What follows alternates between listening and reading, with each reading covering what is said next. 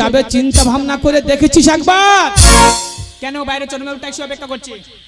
আবার অত খরচা করে ট্যাক্সি আনতে গেলি কেন? ভীমের টোটোটা আনলি কোটো হয়ে চলে যেত।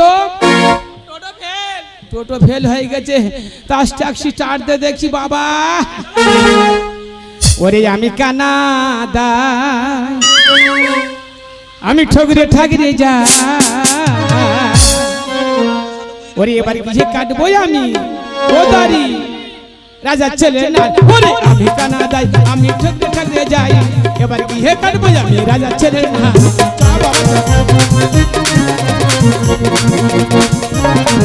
আমার মা শ্মশান ঘাটে, আমি জন্ম তার পেটে, সাত পুরুষের ব্যবসায় আমি না যাবো হেঁটে।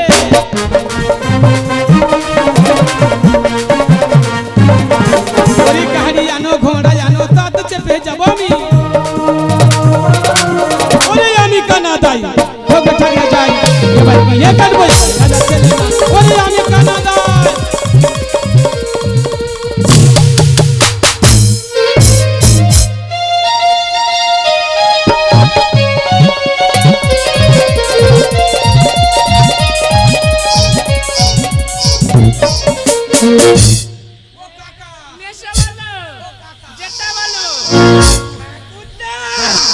আমার কেশরে তুই আমার সব, ও ও আমার কেশরে এত উঁচু জায়গা তুলেছি কেন রে? তা বুড়ো মানুষটা এত উঁচু জায়গা তোলে রে বাবা। রাজবাড়ির পোটে এত উঁচু, এত উঁচু কেন রে? বাবা শ্বাস কষ্ট আসতে। ঠিক আছে,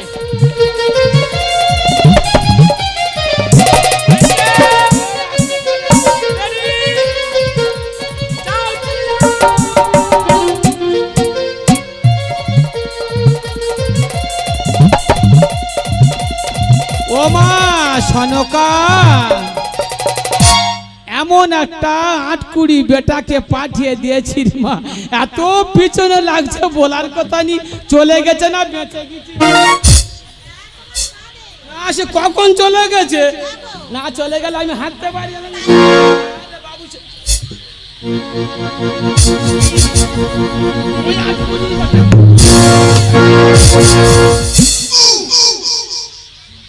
ও মা সকলেরা চিন্তা করো সবাই মিলে, একে শ্বাসকষ্ট, পিঠির চাল অবশ হয়ে আছে, 8-20 বেটা 1 থেকে 1.5 কেজি ওজন, মা পিঠির চাল আছে, বুঝতে পারিনি গো মা, কিচ্ছু বুঝতে পারিনি। ও মা সনকা,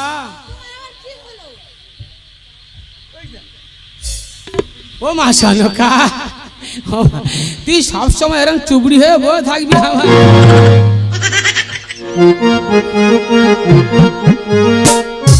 তুই বল মা, এই আমার 96 বছর বয়স হয়ে গেল আর আসতে পারি? বল মা, তুই দেখি মা কত সুন্দর ছেলে হয়েছে।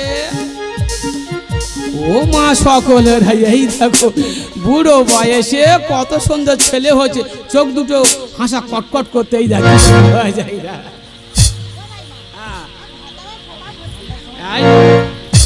আমার কাছে দেও মা, একটা প্রদীপ জ্বেলে দে, একটা পুণ্যি পাথর দে। ও বাবা বিশ্বরূপ, কোথা থেকে চেড়াটা তুলি বলতো বাবা? ব্যাংকে তো ব্যাংক মেরে গেছে বাবা।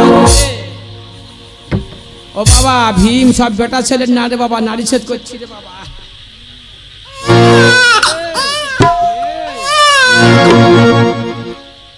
সর্বনাশ, আমার নাতনি বলেছিল ও দিদিমা তুই কানা মানুষ যায়নি, কোথা নারী কাটটিকে ভুঁড়ি কেটে ফেলে দিবি। ও মা নারী না কেটে সেই নঙ্কু মালপত্রগুলো কেটে ফেললি না? যন্ত্রপাতি সব ঠিক আছে, তুই কাঁদে কেন রে? 8-20 বেটা খুব বদমাস। খোকন কাঁদে, খোকন কাঁদে আমার, কাঁদে সোনা মনি, কেন খোকন কাঁদে আমার? ওরে সোনার জাদু মনি।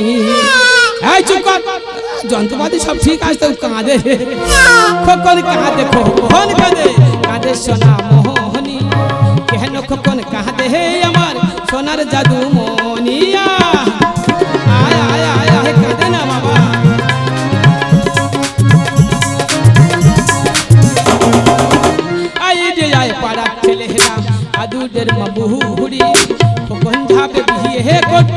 যাবে শ্বশুর বাড়িয়া।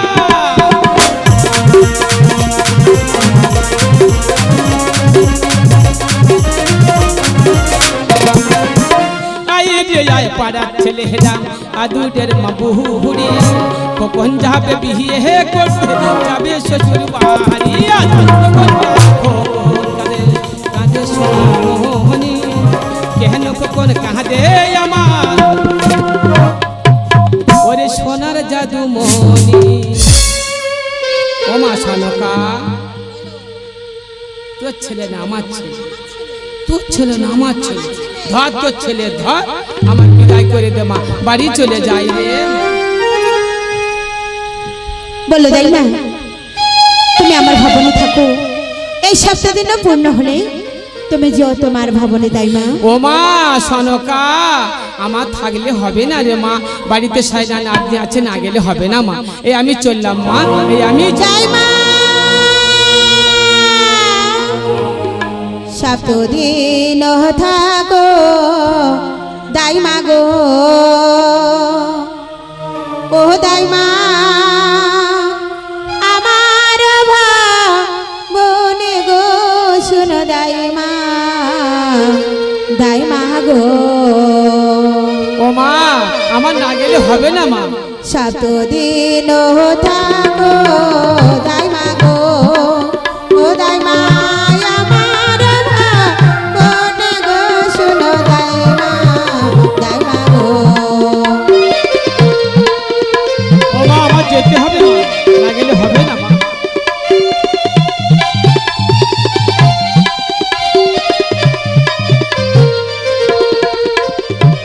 আজ তুমি নারী আমি নারী গো, ও দাই মা কেমন একা থাকি গো, আমার দাই মা, দাই মা গো।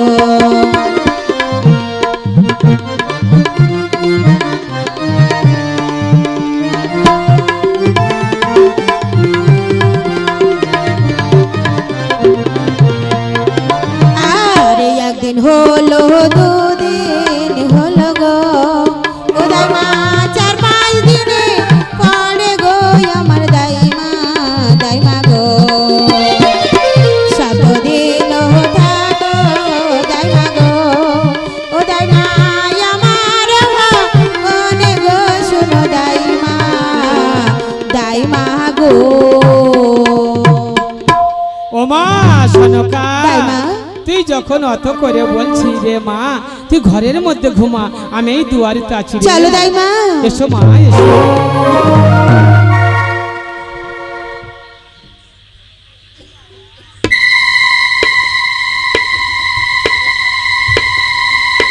আমি হলাম ধাতা বিধাতা বিধিবর, প্রতিদিন নজনী ভাগ্যলিপি অঙ্কন করা আমার কর্ম।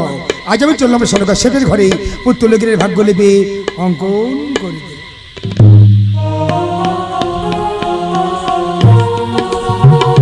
দুর্গম নীতি পথ ধরে আগিয়ে এলাম, আর একটু আগে গেলাম সনকা শেঠের ঘর। দাঁড়াও বিধাতা, এ কি বলো স্যার, আজ এমনি করে আমার চলার রাস্তা বাধা দিলে কেন? তার আগে বলো এই অর্ধ রজনীতি তুমি কোথায় চলেছো বিধাতা? সনকা শেঠের ঘরে পুত্রলোকের ভাগ্যলিপি অঙ্কন করিতে। সেই নবজাত শিশুর লল্লার মাঝে তুমি কিভাবে ভাষাঙ্কিত করবি? সেই ভাষা লিখিব দীর্ঘ রামতুল্লাহ লক্ষিত না বিধাতা না, যে ভাষা তুমি উচ্চারণ করেছো সে ভাষা তোমায় লেখা হবে না। আজ আমি জীবন্ত ভাষা তোমায় বলে দেবো, সেই ভাষা লিখতে হবে লক্ষিন্দরের লল্লাটে মাঝে। জানিতে পারি মনসা এমন কিবা ভাষা? 16 বছরাই হবে দুর্লভ লক্ষিন্দরে, উজানি নগরের ঘর নামে রাজা সায় সদাগর, তাহার কন্যার সহিত হইবে বিবাহ। বিবাহ বাসর ঘরে বেশ সাঁওতালি বলবে তেলুগু বাসর ঘরে, সুখে নিদ্রায় যাবে প্রতিশোধীকে নিয়ে। এমন সময় আমার কান লাগিয়ে লক্ষিণকে করিবে দংশন, লক্ষিণ যাবে প্রাণে মরা, মরা পতি লয়ের সাথে ছমাস সাথে ভেসে যাবে গাঙ্গুরি আরে জলে, ভাসতে ভাসতে যাবে সে দেবশির উপরে। দেবতা নাচে গানে মন সন্তুষ্ট করে আপন প্রতি প্রাণশে ফিরে আনিবে আপন আলায় বিধাতা। জানিতে পারি মনসা শিশুর অপরাধটা কোথায়?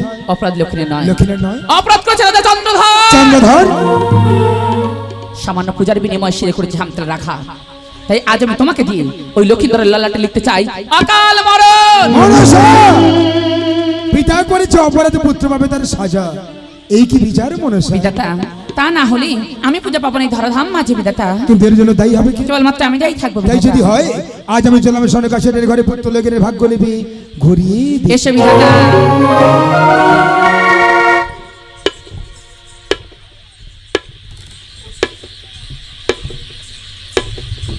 প্রথম প্রহর দ্বিতীয় প্রহর শেষ হয়ে গেছে, বাকি আছে মধ্যে দুটি প্রহর। তাই তো দেখতে সনকা শেঠের কাছে এসে গেলাম, দুয়ারে শয়ন করেছে দাইমা। এই দাইমাকে পরিত্যাগ করে চললাম সনকা শেঠের ঘরে। কে রে আটকুড়ির বেটা, গভীর রাত্রে কোমর উপর পা তুলে দে, কোথায় চলেছি রে বাবা? আমি হলাম ধাতা বিধাতা দাইমা। ধাতা বিধাতা, হ্যাঁ বাবা, গভীর রাত্রে কোথায় চলেছি রে বাবা? সনকা শেঠের ঘরে পুত্র লেখনে ভাগ্যলিপি অঙ্কন করিতে। হ্যাঁ বাবা, বাবা কি লিখবি আমার কাছে বলবি তো বাবা? দাইমা, না বললে বুঝি তুমি দুয়ার ছাড়বে না? না বললে আমি দুয়ার ছাড়ব না। বলতে আমি তোমাকে পারি দাইমা, তার আগে তোমার 360 পৃথিবীর মাধ্যমে কারোর কাছে বলতে পারবে না দাইমা। বেশ, আমি ত্রিসত্য করছি। ব্রহ্মা, বিষ্ণু, মহেশ্বর, তিন দেবতা সাক্ষী নিয়ে বললাম, তুমি যে কথা বলবে আমার কাছে সে কথা আমি কারোর কাছে বলবো না। প্রতিশ্রুতি দিয়েছো দাইমা, এবার আমার দুয়ারটা ছেড়ে দাও দাইমা। এই দুয়ার ছেড়ে দিলাম, এসো বাবা ভিতরে।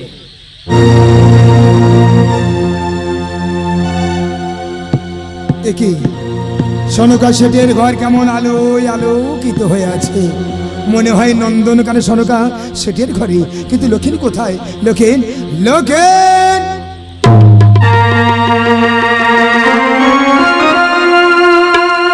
মায়ের কোলে সুখে নিদ্রা যায় লক্ষিণ, একেবারে আমার বুক মাঝে লক্ষিণ।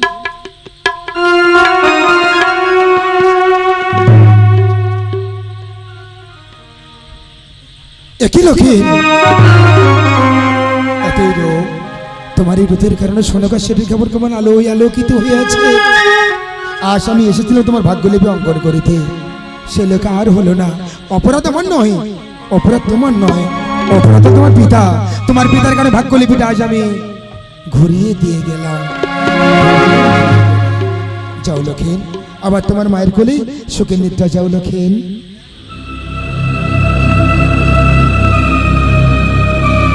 সনকা বুঝতে পারলো না, ওর শিশুর ললাটো মাঝে লিখে দিয়ে গেলাম কাল রাত্রি। সনকা সেদিকে চলাম, দাউ দাউ করে চলছে। যদি এমন করে চলাম আমরা দাউ দাউ করে চলে, সনকা বুঝতে পারবে। সনকা বোঝার আগে এই চলাম উমরাতে আজ আমি নিভিয়ে দিয়ে গেলাম।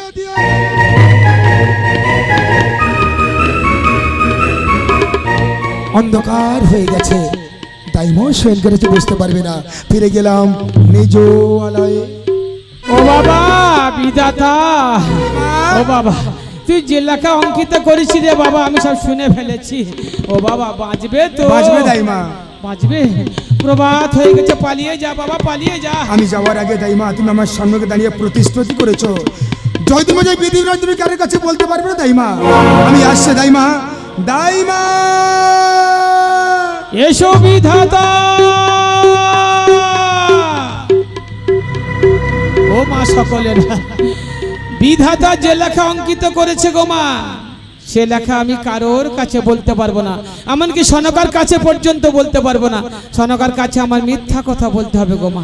ও মা সনকা, ও মা উঠে পড় মা, উঠে পড়, প্রভাত হয়ে গেছে গো মা, ওঠ মা ওঠ।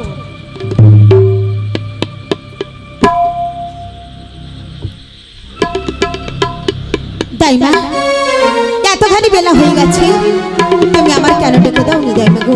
ও মা আমি ঘুমায়ে পড়েছিলাম, জেগে উঠতে পারিনি। দাইমা, আজ আমি তোমাকে বিদায় করে দেবো। এসো না দাইমা, আমি বিদায়। কি দাইমা, আজ তুমি বলো না দাইমা, বলো না।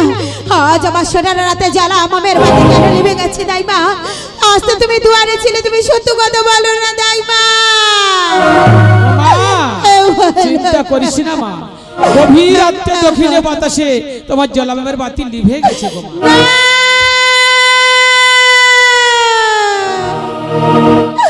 এই জ্বালা মমে